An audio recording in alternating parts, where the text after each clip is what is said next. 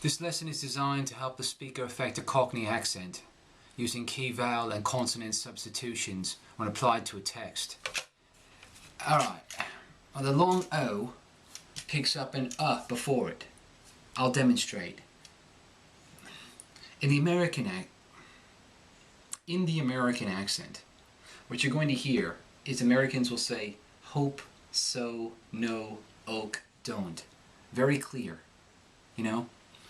But with the Cockney, what will happen is there'll be like an oh, hope, so, no, oak, don't. What you sometimes hear when someone's trying to do a Cockney accent is they go a little bit too proper with it. They say it like, almost like E-A-H, they say hope, so, no. Well, I actually think that's a bit prim and proper. Cockney's going to make it like hope, so, no, oak, don't. By the way, all these words are written in the About More section of the video, as well as the text we're about to go over. The long I picks up an R before it. Gaw-I, saw-ight, I, braw-ight, lie, live, taw-ime, smaw-ile. You hear some teachers say that it should be like oi, almost like boy, so it sounds like gaw-I, saw-ight, I. I think that's a mistake. I think it may be accurate when doing a Cockney accent at certain times. But the problem is, to the American ear now, that sounds Australian. And we've sort of made sort of clear lines of what we imagine a Cockney accent is.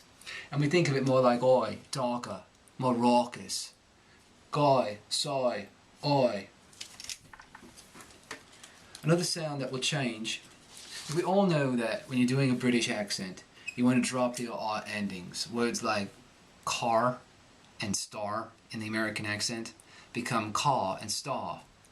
And that's fine. I mean, that's once you cross the pond, that's what's going to happen. But what you're going to do for the Cockney, you do it with all the British accents, but with the Cockney you make sure you're doing it, is you drop the R endings, even the unstressed ones. So, I mean, it's obvious when you say a word like sure, you know, that you're going to drop the R, but even when it's at the end of letter. Of course, I've underlined where the stress is, so you don't say like let visit us, it's too much.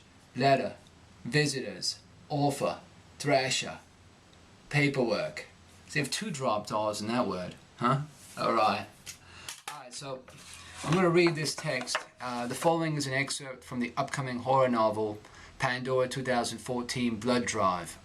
In this passage, a tour guide writes a letter to an incarcerated mother discussing a hopeful outlook on the day's agenda. Dear Mom, I hope you're in good spirits when this letter reaches you in your prison cell. With any luck, the air conditioning system at Holloway is keeping you cool, and everyone in your block is getting along. I've been wrapping up my work at Pandora Tours, guiding visitors through the box, making sure they don't say or touch the wrong thing. It can get really frustrating because a guy will sit down in the office and say he wants to live out his fantasy of killing his school principal, and I'll just know the tour is going to end badly. That's why when I met Charlotte, I knew I had to offer my services. She's a nice old lady who lost her sight. She was very sweet to Sebastian and me when we were checking out at the grocery store, so I approached her and told her I would take her to Pandora. Charlotte said no at first because she knew her husband was against it, but she told me she would sneak out and take a hackney to Pandora Tours the following day. Sunday morning, dawn bright and clear. A thrasher was flying back and forth from the office windowsill to the protective arm of a spreading live oak, chirping the entire time. I don't speak bird language, but I would imagine its song was one of possibility. The office desk was clean, a miracle in itself. Its polished surface was so clear that it reflected back my smile as I prepared the paperwork. The desk radio was broadcasting Amazing Grace from the gospel station. I was so upbeat that I couldn't sit down, even though I had the boss's chair all to myself.